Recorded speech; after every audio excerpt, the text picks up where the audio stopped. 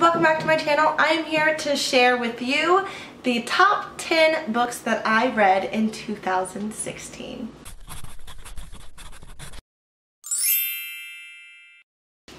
I have an honorable mention here. I couldn't quite fit it into my top 10, but I felt like I still wanted to mention it because I really did enjoy this book, and that was The Love That Split the World by Emily Henry. I really loved this book. It was about a girl who had these weird dreams where her grandmother would come visit her at night and tell her these Native American stories because she was Native American herself. And then she starts seeing like these really weird things in her everyday life. That coupled with her grandmother telling her all these stories and then telling her that she has to save this boy. And then she meets the boy and lots of stuff happens with her and this boy, and I just enjoyed this book tremendously. Like, it just, is that a word? Tremendously? Tremendously? I don't know. Immensely. I meant to say immensely. I blended tremendous and immense, whatever. I liked this book. It gets an honorable mention of the books that I read in 2016. So I do have this list ranked from, you know, number 1 is going to be my most favorite book of 2016. So, just so you know. Number 10, we have The Unexpected Everything by Morgan Matson. This book gave me so much life. It made me so happy. It brought me so much joy. It was the perfect summer read. It is about Andy, she's a politician's daughter, and her dad kind of gets into a little bit of a scandal, and so instead of going to this fancy school that she was going to go do for the summer, she kind of has to lay low at home, so she decides to walk dogs, and it's just her story. She meets a boy, her friends are in it. It's just, guys, it was a light, fluffy read. It did have some, you know, strong like family, you know, dynamic going on in here, so there was some other moods to it as well. You know, it kind of got a little bit deep, but for the most part it was just a fun read where just everything was great for most of the book. Like, there wasn't a huge conflict where everything was just wrong. It was just her summer, and it just, I loved it. It made me really happy, and if a book can make me happy, it deserves to go on my list. And at number 9, we have The Outliers by Kimberly McCreight. Guys, this book surprised me. This is probably like my most surprising book of the year, because in 2016 I also read Reconstructing Amelia by Kimberly McCreight, and I hated it. Absolutely hated it. Ugh. So I went into this book, I read this book for Buddy-a-thon with Kayla over at Books and Lala, and so we both buddy read this book, and I just had very low expectations, and I was so hooked. I read this in one day. It was amazing. So it's about this girl named Wiley who she has some anxiety, like an actual like anxiety disorder. And she gets this text from her best friend saying, I need you to come find me, I'm in trouble. So she calls her best friend's boyfriend, they get together and they go try to find her. They're in the woods, some crazy stuff goes down. This book kept me on the edge of my toes for sure. Guess what, guys? There's a sequel coming out in 2017. I cannot wait to read it. I hope that it twists and turns and it keeps me as intrigued as I was in this, because this definitely left on a cliffhanger, and I cannot wait to see where the next book picks up. Coming in at number 8, we have The Martian by Andy Weir. This was just a spur of the moment, picked it up from the thrift store, and my 2 friends were like, Paige, you haven't read The Martian? You have to read it. It's so good. So I just picked it up and started reading it. I did not think I was going to like it. It seemed super sci-fi to me and like super scientific. Like, I don't want to read about NASA and Mars. Like, I don't care about that. But the first line hooked me.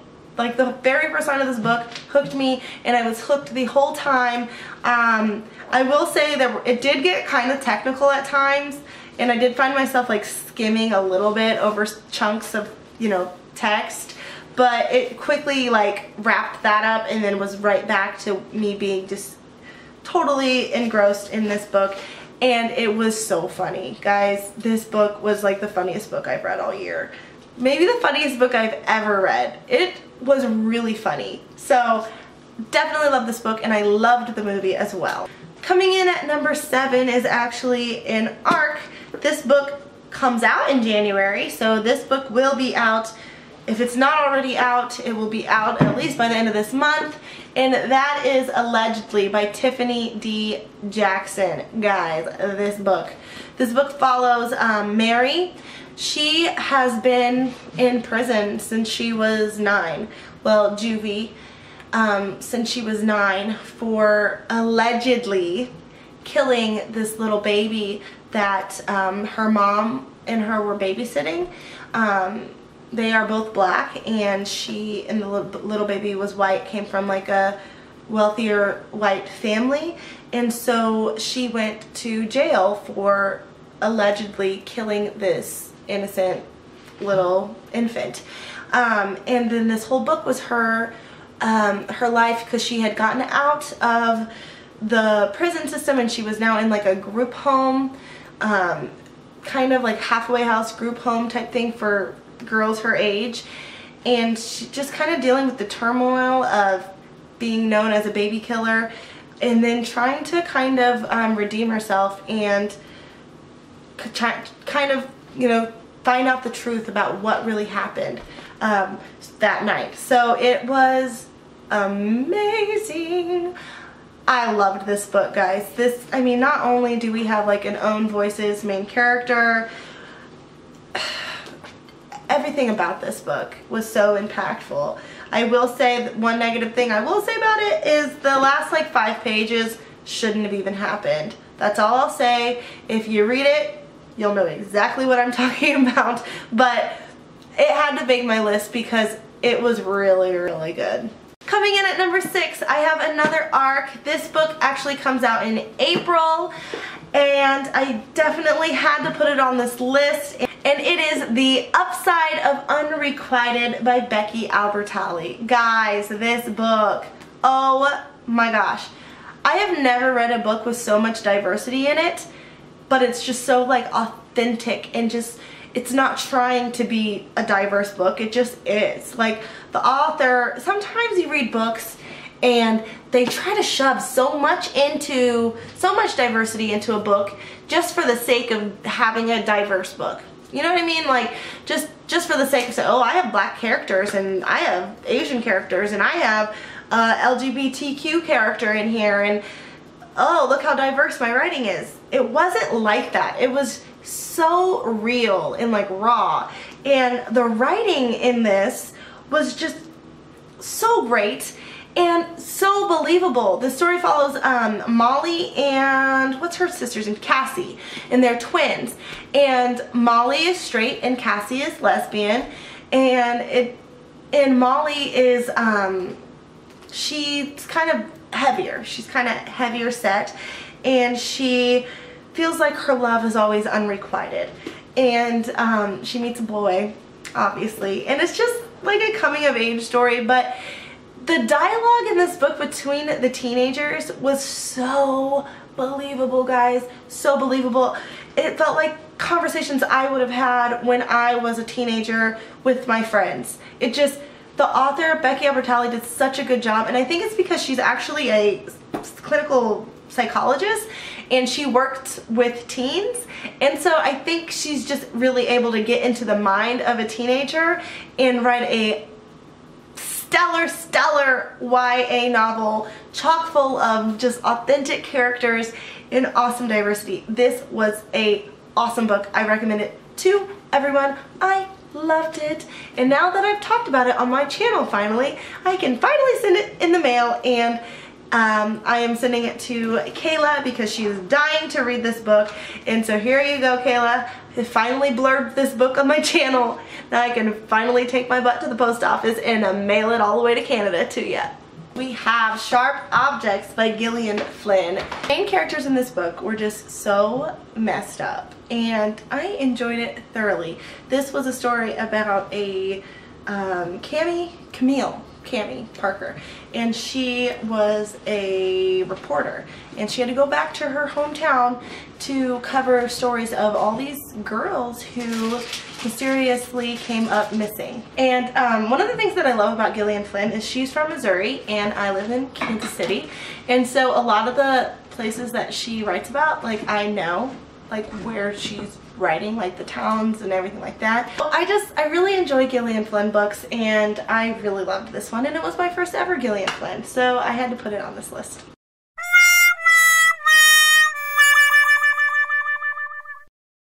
Coming in at number 3 was a book that totally surprised me. I didn't think it would make this list, and then I read it and I was like, this is definitely going in my top 5, and it is, because it's my number 3 book, and it is A Monster Calls by Patrick Ness.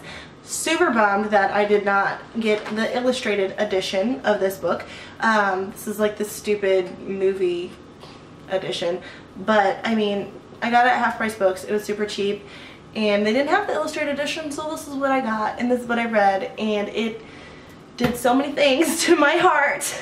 I remember reading it, sobbing, I was crying and crying, and this was a spookathon book actually. I read this first spookathon and I loved it. Like, I feel like I took so much more away from it because I am a mom than if I was just like a teenager reading this book. Like, being a parent, this book like rocked me to the core in places that it just,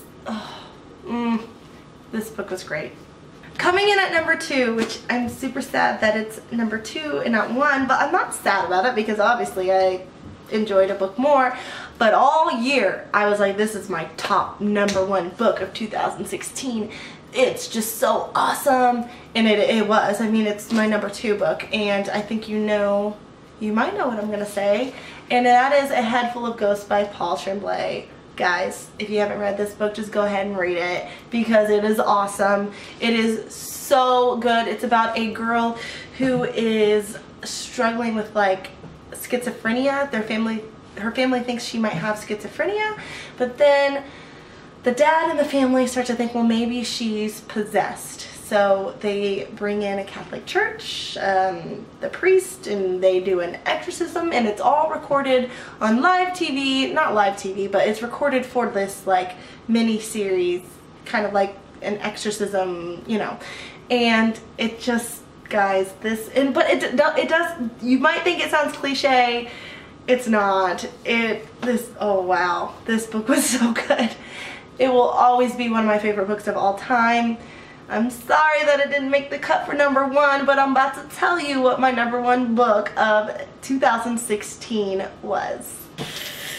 11/22/63 by Stephen King. Guys, this book, if you don't know what it's about a man who travels back in time to stop the assassination of JFK.